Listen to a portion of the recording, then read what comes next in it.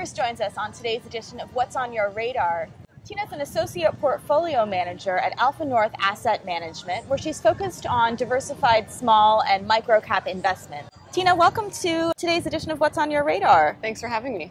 Can you give us a brief introduction to AlphaNorth Asset Management, as well as a bit of intro into your role there?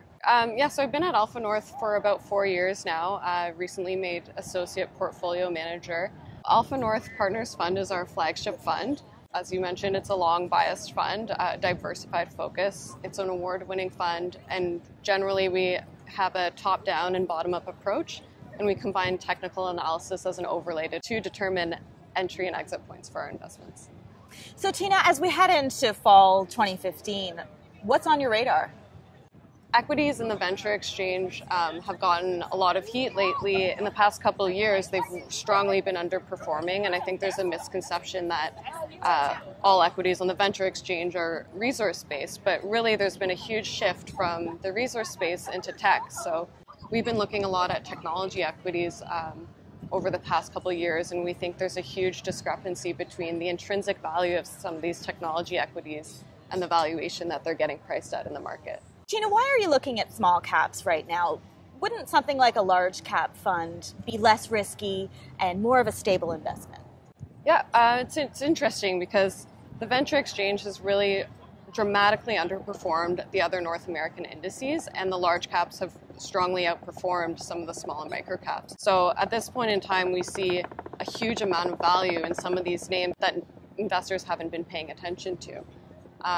We think the large cap space, although there's been a correction recently, has been quite saturated, and we think as that saturation continues, some investment is going to flow out and flow back into the small and micro cap space. The other thing about small cap equities is we view the downside to be the same, because you can always get 100% downside, but the upside is much stronger. You can easily make 10 times your money off of a $1 stock, but it's much more difficult to do that if you're investing in a $100 stock. What is it that you look for in these companies? Tina, what inspires your confidence? With small caps, it's really important to invest in companies with a strong management team, so that's always a priority. Management team with a good track record, someone who's experienced and has a good board of directors as well. In terms of the technology aspect, we look for companies who have proprietary technology that's globally disruptive in a large market. So that's something that's really important to us as well.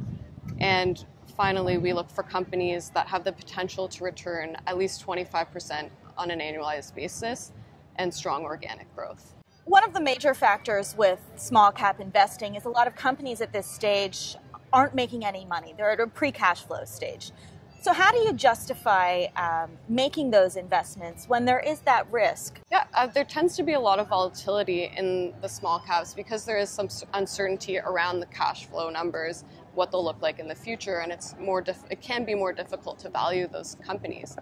But from our perspective, we tend to look at companies that have distribution agreements with major players in their sectors, or joint ventures, or potential purchase orders, which eliminates a lot of the risk. And further to that, most of these companies that we're invested in don't necessarily have cash flow right now, but they have strong visibility towards cash flows. Tina, are there any companies that you like right now, and can you give us an idea why? Yeah, so one of the companies that I really like is called Nutrisci International. The ticker is NU on the venture exchange.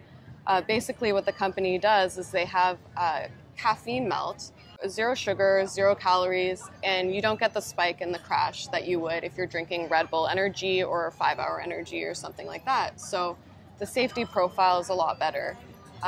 They've signed distribution agreements with the likes of Myers and Rite Aid, and they're going to distribute in about 30,000 stores in the US. So they've already started distribution. They signed a licensing agreement with a company in South Africa for a $7 million exclusivity over the course of 5 years, and their market cap isn't even $10 million. So we think there's a ton of value in this company. I think it's a hot topic lately because of all the heat that Red Bull and 5-Hour Energy and all these other energy drinks have been getting because of the potentially adverse side effects. So, for example, the University of Colorado has actually decided to ban energy drinks from their campus, and they're replacing them with new energy. There's another company that we really like called Breaking Data. The ticker is BKD on the Venture Exchange. Basically what the company does is they have a proprietary platform that can amalgamate information from the internet and filter it based on what your needs are. So they just launched an app called Breaking Sports that you can get on your Android right now or your iPhone. And it filters all the sports data that you want. For example, with the NFL season coming up, you can get your fantasy data, and you're getting it because it's all automated much faster than you would with a competing product. They recently signed a joint venture with a company out of Australia. It's a multi-billion-dollar company, and they're planning on white labeling the product in the next 30 days. I think the fantasy sport place is really hot right now, especially since Disney put in $250 million into DraftKings, and that company, as well as others, have $1 billion plus valuations. So I think this is just the start for the company. I think they should be at break even towards profitability by the first quarter of 2016, and I think they have a lot more to come. Well, Tina, thank you so much for sharing your thoughts in today's interview. Thank you. Appreciate it. And for more expert interviews, breaking small cap news, and daily investing ideas, don't forget to check out smallcappower.com and sign up for our daily newsletter. Keep up to date with all of your favorite small caps. Subscribe to our free newsletter and get daily investment ideas, breakout stocks, momentum gainers, expert and analyst stock picks, and more. Smallcappower.com, investing ideas and research.